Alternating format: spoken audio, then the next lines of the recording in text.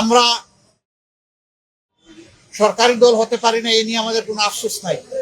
আমাদের আফসোসের জায়গা পরপর 3টা নির্বাচন ধ্বংস হয়ে যাওয়ার পরে জাতি বড় আশা করেছিল, যেভাবে উৎসব মুখর পরিবেশে তারা অনেকে ভোট দিয়েছেন, ঠিক তাদের ভোটের প্রতিফলনটা হবে যখন ফলাফল প্রকাশ হবে। কিন্তু সেখানে অনেক কিছু ঘটেছে, সেটা অন্য এক সময় আমরা বলবো। আমরা এই শপথ না নিলেও পারতাম, অনেক কিছু হয়েছে আমাদের সাথে। এই নির্বাচনে জাতি আশা করেছিল দেশের মানুষ নিঃসংকোচে স্বাচ্ছন্দ্যে উৎসব মুখর পরিবেশে তাদের ভোটের আমানতটাকে তারা প্রয়োগ করবে। দুঃখের বিষয় যে এটা পুরোপুরি প্রত্যাশা পূরণ হয়নি। বেশ কিছু জায়গায় অনেক সমস্যা হয়েছে, আপনারা জানেন, ওইদিকে আজকে আমরা যাচ্ছি না। আজকে ছিল নির্বাচিত জনপ্রতিনিধিদের শপথের দিন। আমাদেরকে চিঠি দেওয়া হয়েছিল গতকাল গভীর রাতে, যেটা আমাদের জন্য কিছুটা অস্বস্তিদায়ক ছিল। তারপরে আমাদের নাগরিক দায়িত্ব হিসাবে দেশবাসীর প্রতি সম্মান রেখে আমরা এসেছিলাম শপথ নিতে। ইতিপূর্বে বেশিরভাগ ক্ষেত্রেই আমরা লক্ষ্য করেছি একই দিনে একই সময়ে শপথ অনুষ্ঠান অনুষ্ঠিত হতো। এবারে বোধহয় আপনারা তার ব্যতিক্রম লক্ষ্য করেছেন। সরকারি দল আমাদের আগে তারা শপথ নিয়েছেন। আমাদেরকে সংসদ সচিবালয় থেকে যে পত্র বা চিঠি দাওয়াতনামা দেওয়া হয়েছিল, সেখানে 2টি শপথের কথা উল্লেখ ছিল। বলা হয়েছিল সংসদ সদস্য হিসেবে আমরা প্রথমে শপথ নিব, একটা সাদা ফর্ম আমাদেরকে বিলি করা হবে, প্রয়োজনীয় লেখাজোখা শেষ করে আমরা সেটা জমা দেব। আরেকটা শপথ হবে জুলাই চার্টার এবং গণভোটের যে প্রজ্ঞাপন হয়েছিল তার ভিত্তিতে সেই শপথটা গণভোটের শপথ, সংস্কারের শপথ। এখানে সংস্কার পরিষদ সদস্য হিসেবে আমরা আরেকটা শপথ নেব। আমরা হলে প্রবেশ করার পরে সংসদ সচিব আমাদেরকে জিজ্ঞেস করলেন যে স্যার, সকালবেলা সরকারি দল তারা শপথ নিয়েছেন, তারা শুধু সংসদ সদস্য হিসাবে শপথ নিয়েছেন, আপনারা কি করবেন? আমরা তখন বললাম যে আমরা 2টিরই শপথ নিতে এখানে এসেছি। আমাদের তো গভীর রাতে আপনারা দাওয়াতনামা পাঠিয়েছেন, তারপরে আমাদের কোনো কনসার্ন থাকলে আগেই আমরা জানাতাম। আমরা কেন 2টা শপথ দিলাম, ওনারা কেন একটা নিলেন? ওনারা কেন নিলেন তার ব্যাখ্যা ওনারা দিয়েছেন। আমরা যে ব্যাখ্যাটা দিতে চাই, আমরা মনে করি যে 26-এ কোনো নির্বাচন হওয়ার কথাই ছিল না। এই 26 সালের নির্বাচনটা হয়েছে 24-এর গণ অভ্যুত্থানের কারণে। আমরা গভীর শ্রদ্ধার সাথে যাদের কারণে আজকের এই নির্বাচন, আজকের এই সংসদ, আমি তাদেরকে স্মরণ করছি, যারা জীবন দিয়ে দুনিয়া থেকে বিদায় নিয়েছেন। আল্লাহ তাদেরকে শহীদ হিসাবে কবুল করুন। যারা লড়াই করে আহত হয়েছেন, পঙ্গু হয়েছেন, তাদের প্রতি আমাদের গভীর সমবেদনা। আল্লাহ তাআলা তাদেরকে সুস্থতার নিয়ামত দান করুন। আর নির্বিশেষে গোটা দেশবাসী ফ্যাসিবাদের বিরুদ্ধে সেদিন লড়াই করেছিল, আমরা তাদের প্রতি গভীর কৃতজ্ঞতা প্রকাশ করছি।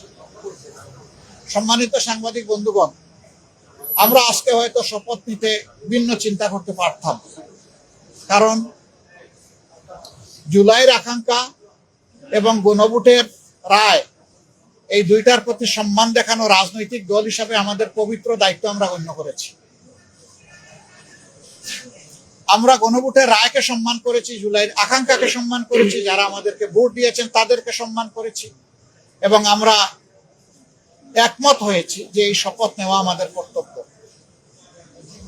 তবে আমরা মনে করি সরকারি দল শপথ না নিয়ে তারা জুলাইকে উপেক্ষা এবং অবজ্ঞা করেছেন। এতে জন আকাঙ্ক্ষার বিপরীতে তাদের অবস্থান বলে আমরা মনে করি। সংস্কারের বিপরীতে তাদের এই অবস্থান স্পষ্ট। যদিও তারা ব্যাখ্যায় বলেছেন যে সংসদ বসে তারপরে প্রভিশন ক্রিয়েট করে এটা তারা দেখবেন, আমরা এটা দ্রুত দেখতে চাই। যদি তারা জুলাইকে সম্মান করেন, যদি সংস্কারকে তারা ধারণ করেন, যদি আজকে যিনি প্রধানমন্ত্রী শপথ নেবেন তিনি নিজেও নির্বাচনী ক্যাম্পেইনে গিয়ে বলেছেন যে আপনারা গণভোটে হা বলুন।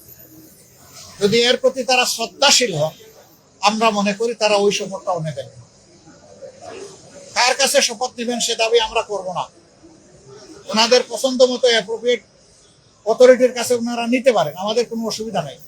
কিন্তু আমরা দেখতে চাই জুলাই সম্মানিত হয়েছে এবং জুলাই স্বীকৃত হয়েছে।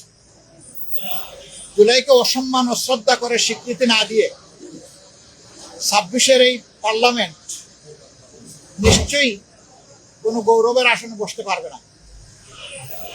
আমরা আশা করেছিলাম তারাও শপথ নেবেন দুইটা, আমরাও নিব দুইটা সকালবেলা।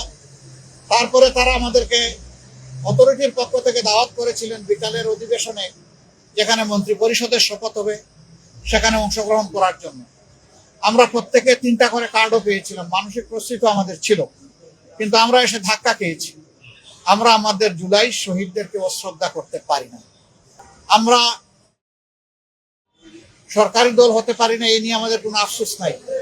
আমাদের আফসোসের জায়গা পরপর 3টা নির্বাচন ধ্বংস হয়ে যাওয়ার পরে জাতি বড় আশা করেছিল, যেভাবে উৎসব মুখর পরিবেশে তারা অনেকে ভোট দিয়েছেন, ঠিক তাদের ভোটের প্রতিফলনটা হবে যখন ফলাফল প্রকাশ হবে।